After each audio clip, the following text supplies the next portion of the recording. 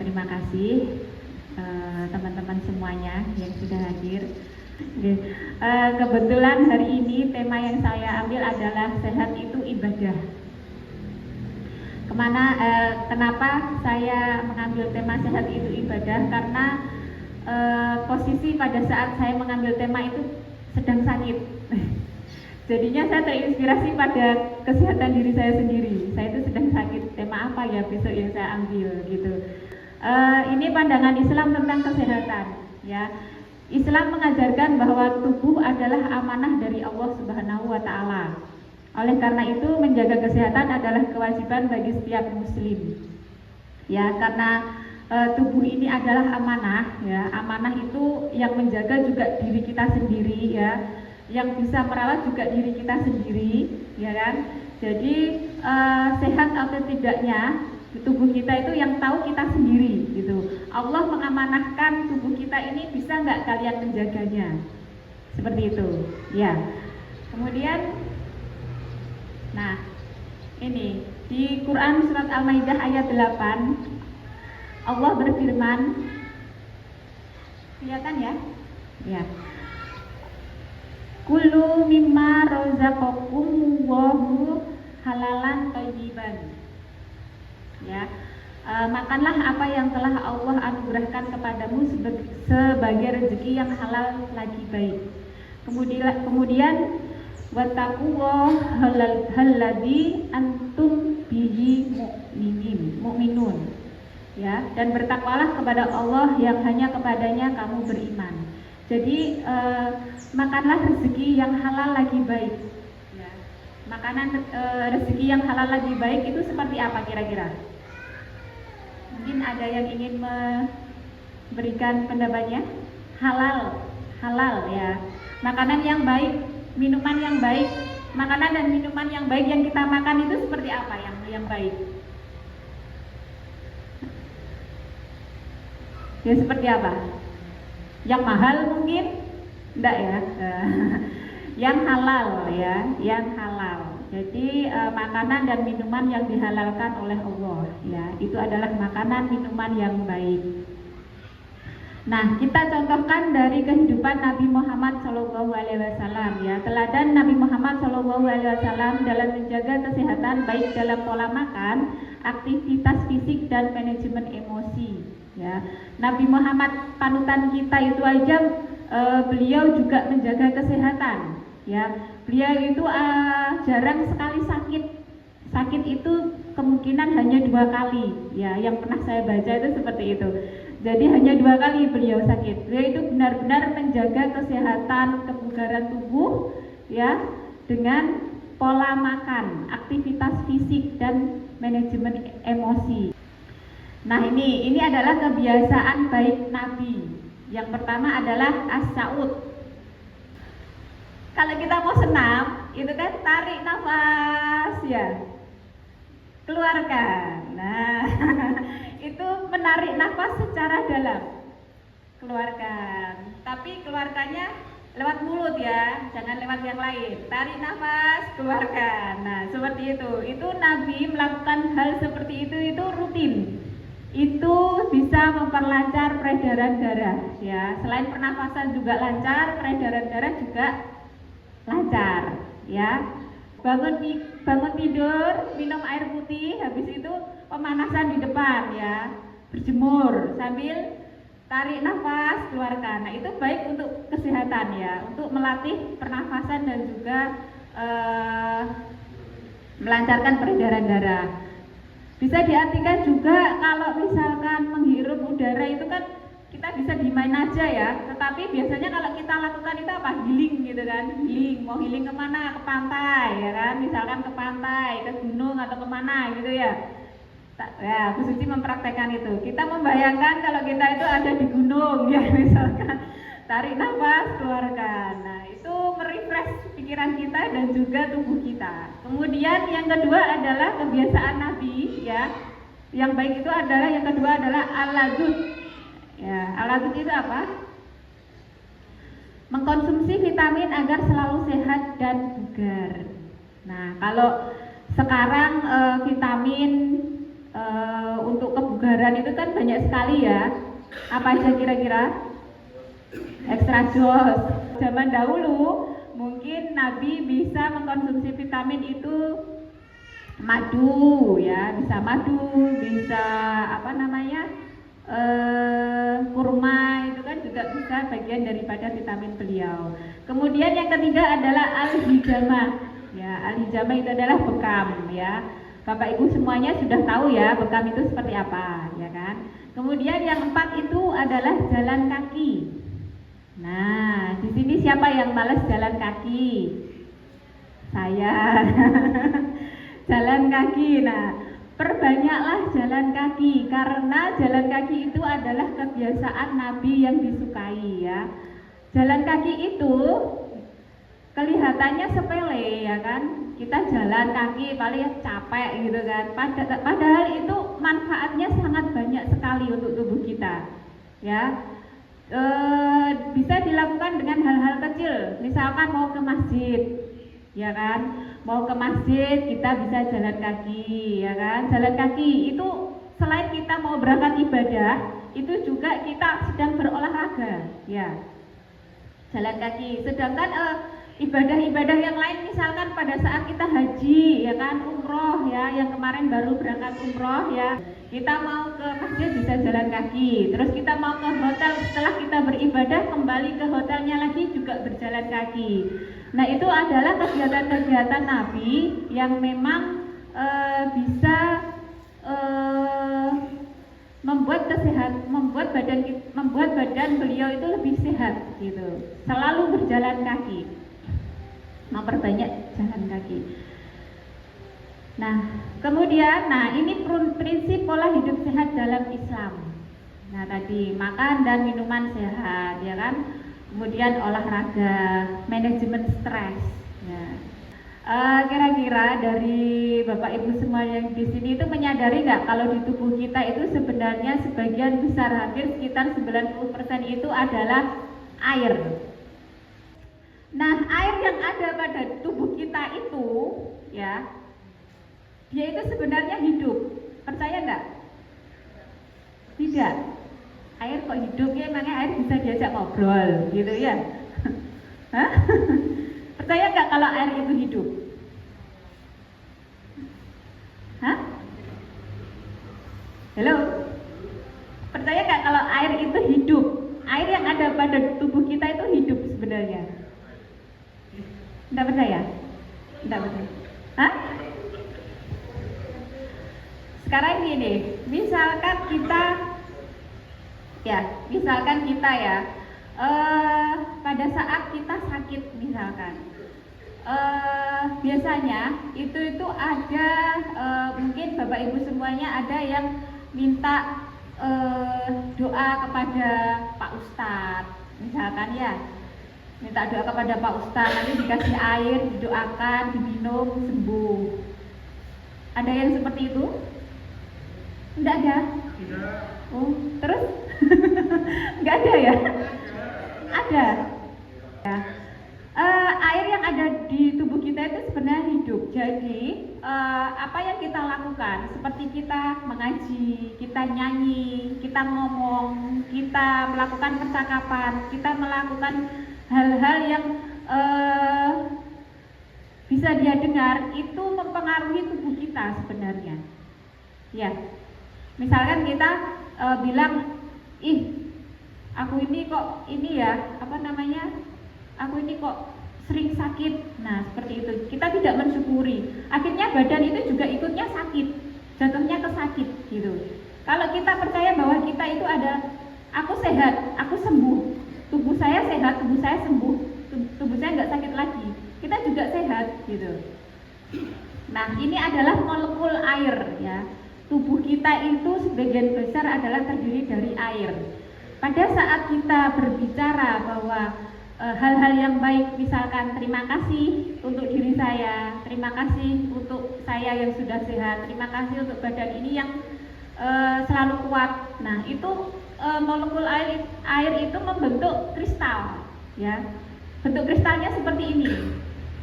Nah, kalau kita berbicara bahwa kita itu menjijikan misalkan ya, menjijikkan. Kenapa sih saya kok gini? Isinya sambat tok gitu, tidak ada rasa bersyukur.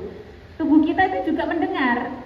Nah, di dalam tubuh kita air itu bentuknya seperti ini. Ya. Jadi apa yang kita ucapkan, apa yang kita sampaikan kepada diri kita sendiri itu mempengaruhi diri kita. Ya.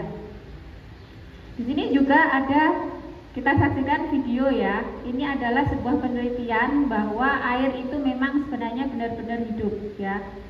Jadi mungkin mulai sekarang itu berusahalah untuk selalu menyampaikan hal-hal positif ya, menyampaikan hal-hal positif baik itu untuk diri sendiri ya dan juga untuk orang lain ya, karena apa yang kita sampaikan, apa yang kita bicarakan, apa yang kita utarakan itu tubuh kita merekam apa yang kita ucapkan.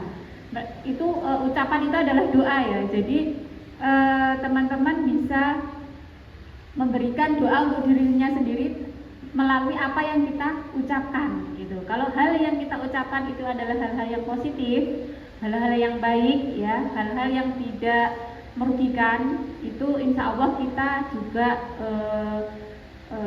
sehat gitu. Misalkan kalau seandainya teman-teman itu lagi emosi gitu, ada yang pernah emosi kan ya? Ada yang nggak pernah emosi mungkin? Marah-marah? Hah? Ada yang sering emosi, marah-marah? Ada? Siapa? Oh, Bumur. Bumur angkat tangan. Bumur ya. Nah, jangan sering marah-marah ya Bumur ya, karena dari efek marah itu biasanya kita itu pusing ya Bumur. Iya, ya. Kalau sudah marah banyak emosinya itu pusing. Efeknya itu ke pusing. Kalau sudah pusing itu akhirnya minum obat, ya kan? Lagi-lagi ke obat, gak mungkin air putih, pasti minumnya kopi. Kalau Mas Iwan pusing minumnya kopi. Nah itu minumnya air putih Mas Iwan biar sembuh ya. Karena itu sebenarnya bukan penyakit, tetapi memang hal yang sedang kita sedang kita pikirkan, yang sedang kita ucapkan. Marah-marah efeknya ke organ tubuh yang lain. Nah itu ada beberapa olahraga itu yang digemari oleh Nabi adalah yang pertama adalah lari ya, kemudian yang kedua adalah memanah, ketiga berkuda dan berenang ya. Kalau lari ya, mungkin kalau lari itu bisa dilakukan oleh anak-anak muda, orang-orang tua juga bisa sebenarnya, tetapi sangat berisiko ya. Nah, lari itu adalah salah satu olahraga yang digemari oleh Nabi. Kemudian memanah, ya. Memanah itu tidak semua orang ya, tidak semua orang bisa kalau memanah. Kemudian berkuda, ada yang suka berkuda, ada yang bisa naik kuda, dokar. Itu kalau itu naik kudanya rame-rame itu ya. Naik kuda di Malioboro ya. Kemudian berenang. Nah, ini kalau berenang ini umum ya, teman-teman. Saya yakin banyak yang bisa berenang. Ada yang bisa berenang? Iya. Berenang itu kelihatannya sepele ya. Berenang itu kelihatannya sepele. Jadi kegiatan yang memang benar-benar menyenangkan ya. Kalau termasuk anak saya juga sukanya berenang di Gofar sana ya. Itu hal yang menyenangkan ya. Tidak terlalu, mungkin kalau teman-teman yang sudah bisa tidak terlalu sulit, tetapi itu kalau dilakukan pahalanya sangat besar karena itu merupakan salah satu olahraga yang digemari oleh Nabi, yang disukai oleh Nabi. Jadi mungkin teman-teman kalau sekarang yang tidak hobi berenang bisa ditambah hobi olahraganya ya. Olahraganya berenang ya, bisa ditambahkan karena kampus kita juga kadang banjir, kalau mau renang di depan sini juga boleh, silakan. Oke. Kemudian manajemen stres. Nah, ini pola hidup sehat dalam Islam. Salah satunya adalah manajemen stres. Adakah di sini yang stres? Maksudnya stres? Oh, Pak Sus angkat tangan. Pak Sus, stres kenapa Pak Sus? Gimana Pak Sus? Oh, lagi stres memang ya. Nah, manajemen stres itu adalah bagaimana kita mengendalikan diri kita sendiri, Pak Sus. Ya, bagaimana kita mengendalikan diri kita sendiri. Apakah mungkin stres dalam hal, kalau Pak Sus mungkin stres dalam hal pekerjaan ya, karena pekerjaannya terlalu capek ya kan. Kalau nyopir itu kan setiap hari di jalan gitu kan, terlalu capek, akhirnya karena lelah ya kan, karena lelah akhirnya dipikir terus, akhirnya stres pikirannya ya Pak. Enggak cuma fisiknya aja yang stres, pikirannya akhirnya stres ya kan. Nah, itu bisa Pak, manajemen stres, diatur pola stresnya Pak, biar nggak terlalu stres ya, biar nggak stres beneran gitu ya. Jadi manajemen stresnya gimana? Keluarga itu adalah sebuah obat ya Pak Sus ya. Jadi bisa ya Pak Sus mungkin bisa begini, kalau bekerja capek riwa-riwi gitu kan, di rumah itu ada istri ada anak, bertemu dengan anak dan istri itu adalah sebuah obat Pak Sus. Ya, itu obat stres Pak Sus. Saya tuh seperti itu. Gimana?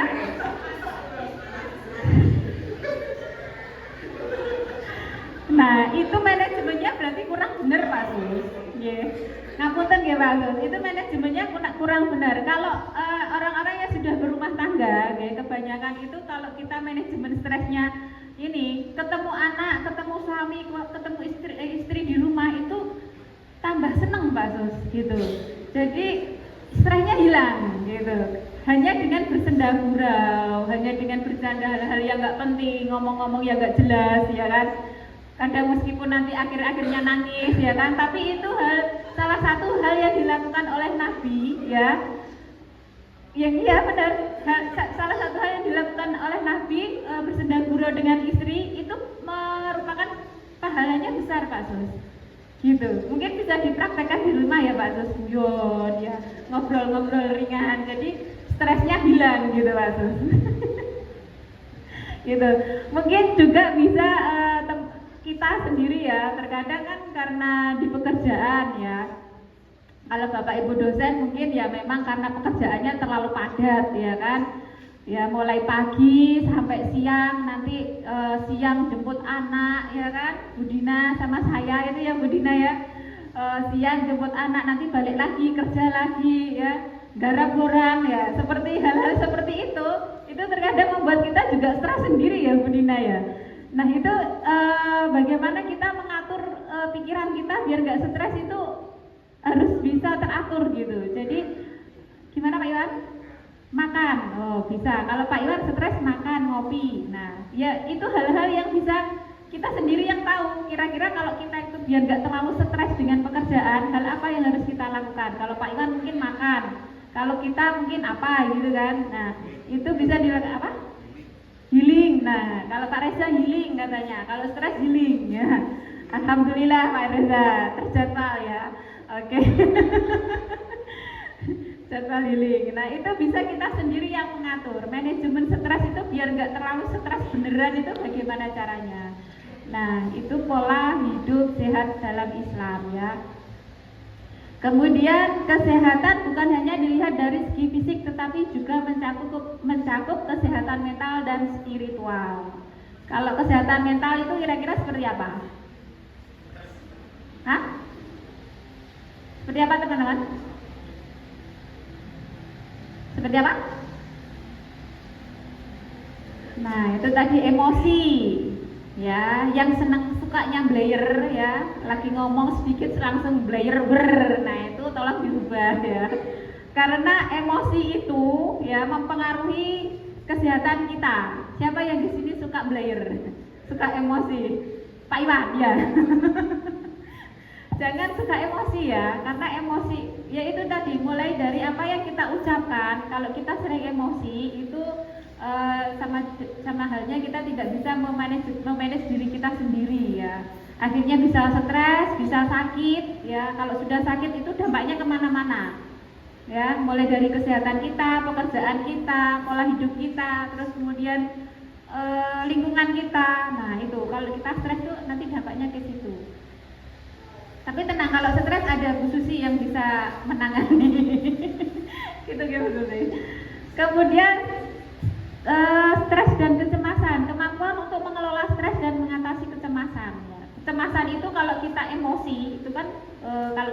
stres itu terkadang hal yang tidak kita inginkan itu malah dilakukan gitu. Nah itu untuk mengatasi kecemasan, kalau kita melakukan hal yang tidak diinginkan, otomatis kan kita wah ini gimana ya, saya melakukan kesalahan. Nah itu membuat kita nanti itu mempengaruhi pola hidup kita, pola tubuh kita ya. Kemudian hubungan sosial di sini apa kira-kira? Kesehatan mental juga dipengaruhi oleh hubungan dengan orang lain. Teman-teman ini kan masih ABG semua ya, kecuali kalau bapak ibu yang lain yang lagi ABG ini pasti kan punya kesukaan ya, suka lawan jenis misalkan ya, punya pacar. Nah seperti itu. Kalau misalkan kita sedang lagi nggak friend dengan pasangan kita, kira-kira gimana? Hah? Putus. Putus. Nah itu kan pasti pikirannya gini.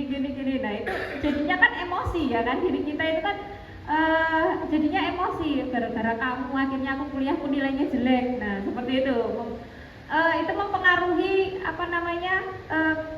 diri kita sendiri gitu, hubungan dengan orang lain. Terus mungkin bagi bapak ibu yang sudah bekerja, yang bapak ibu dosen mungkin di lingkungan kita juga terkadang juga mempengaruhi ya, mempengaruhi pola pikir kita ya. Kalau lingkungan kita itu orang-orangnya positif, kita juga ikut positif. Terkadang ada yang lingkungannya negatif, jadi kita juga ikutnya negatif. Nah pikirannya negatif terus, pikirannya jelek terus, itu juga mempengaruhi diri kita terkadang ya. Yang tadinya biasa saja karena terlalu banyak masalah dengan lingkungannya ya kan, dia dengan hubungan sosialnya akhirnya kerjanya nggak mood. Nah itu juga mempengaruhi kesehatan kita, kerjanya sedang nggak seneng atau mbek wong iki. Nah misalkan seperti itu, jadinya nggak mood juga. Kemudian kesehatan spiritual. Nah, kesehatan spiritual di sini hubungan dengan Allah. Ya, kesehatan spiritual melibatkan rasa kedekatan dengan Allah Subhanahu wa taala yang diperoleh melalui ibadah, doa, dan penghayatan ajaran agama. Nah, betul sekali. Kalau kita dekat dengan Allah, ibadahnya rajin, sholatnya 5 waktu, nggak ada yang putus-putus, ya kan? Itu insya Allah kedekatan kita sama Allah itu membuat batin kita itu tenang, ya, batin kita itu damai gitu ya. Segala sesuatu, memutuskan segala sesuatu itu yakin ya. Tetapi kalau kita itu jauh dengan Allah ya, hal yang wajib aja tidak dilakukan, apalagi putus-putus ya, misalkan maghrib enggak, isya iya, zuhur enggak, asar iya. Nah seperti itu diri kita itu juga jadinya kayak ragu ya, ragu. Kira-kira segala sesuatunya itu memutuskan segala sesuatunya itu ragu, bener nggak ya, yakin nggak ya. Nah, tapi kalau segala sesuatu kita sudah dekat dengan Allah, yakin apa yang kita lakukan itu benar, itu insya Allah selalu dibantu oleh Allah Subhanahu wa taala. Nah kemudian kedamaian batin ya,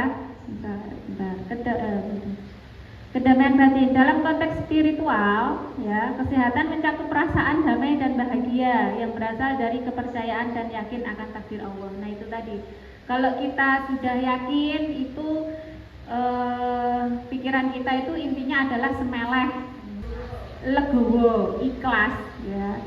Kita bantu orang, misalkan bantu orang, ada yang ingin pinjam uang ya kan, pinjam uang 500.000 ya toh, kita pinjamkan ya kan, balik syukur, gak balik ya gak rezekiku, itu namanya semeleh ya. Ada orang yang minta bantuan ya kan, minta bantuan misalkan tolonglah saya diantar ke sini, nanti kalau di sana nanti mobilnya nanti tak kasih ini, kalau nggak dikasih ya nggak apa-apa, itu namanya semeleh. Kita ikhlas untuk membantu orang lain, kita ikhlas untuk sedekah ya, kita ikhlas untuk berbagi. Nah itu namanya semeleh. Semeleh untuk apa? Untuk diri kita sendiri, berbuat baik untuk diri kita sendiri. Kalau kita berbuat baik kepada orang lain, baliknya pada diri kita sendiri. Yang penting kita ikhlas, kita yakin bahwa rezeki itu pasti akan kembali kalau untuk kita, gitu ya.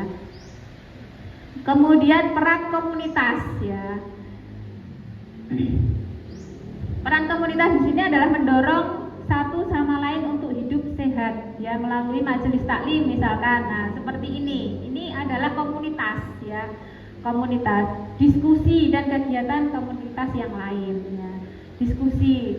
Tujuan kita majelis taklim ini kan sifatnya kayak ini ya, berbagi gitu ya, sharing, ya, sharing. Pengalaman, mungkin dari pengalaman saya seperti ini, ya kan, dari pengalaman Bapak Ibu dosen yang lain seperti apa, pengalaman dari teman-teman mahasiswa seperti apa.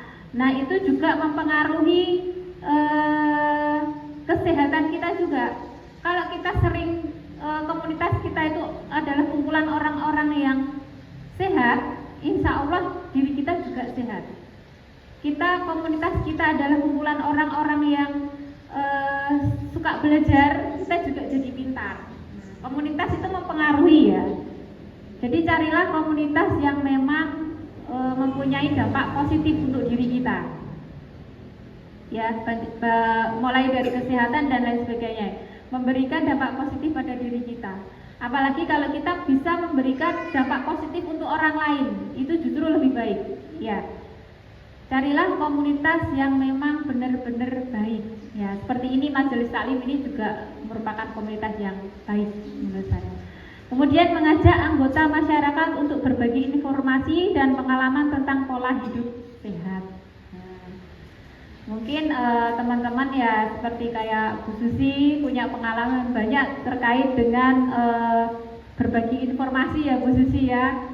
Dan pengalaman tentang pola hidup sehat itu seperti apa. Nah, itu seringlah bergaul seperti Bu Susi, ya. Bu Susi punya pengalaman untuk kesehatan itu banyak sekali, ya. Sering sharing sama Bu Susi juga bisa. Jadi apa yang kita lakukan itu memang benar-benar hal-hal yang positif, gitu, memberikan dampak positif pada diri kita. Ini refleksi, ya. Refleksinya adalah tema sehat itu ibadah itu mengajak kita, ya, untuk menyadari bahwa menjaga kesehatan adalah salah satu bentuk pengabdian kepada Allah Subhanahu wa taala, ya. Karena apa? Kita sudah menjaga amanah yang diberikan oleh Allah, ya. Dengan hidup sehat kita tidak hanya meningkatkan kualitas hidup tetapi juga memperkuat hubungan spiritual kita dengan Sang Pencipta, ya. Kita meneladani kebiasaan Nabi, ya, yang memang benar-benar menjaga kesehatannya hingga tidak pernah sakit, pernah sakit tetapi jarang banget sakit, ya. Hanya dengan mengelola tubuh kita dengan baik, ya. Hanya dengan melakukan hal-hal yang memang memberikan dampak positif pada diri kita. Itu.